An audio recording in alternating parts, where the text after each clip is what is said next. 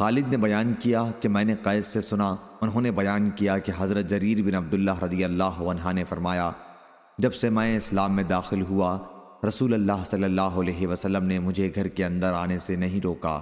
جب بھی میں نے اجازت چاہی اور جب بھی آپ مجھے دیکھتے تو مسکراتے۔ صحیح بخاری حدیث نمبر 3822۔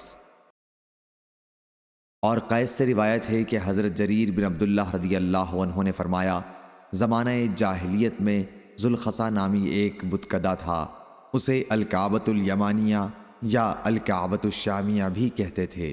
حضرت صلی اللہ علیہ وسلم نے مجھ سے فرمایا، ذوالخلصہ کے وجود سے میں جس اذیت میں مبتلا ہوں، کیا تم مجھے اس سے نجات دلا سکتے ہو؟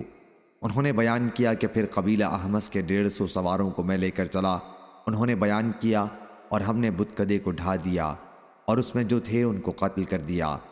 پھر حضرت صلی اللہ علیہ وسلم کی خدمت میں حاضر ہوئے اور آپ کو خبر دی تو آپ نے ہمارے لیے اور قبیلہ احمس کے لیے دعا فرمائی۔ صحیح بخاری حدیث نمبر 3823۔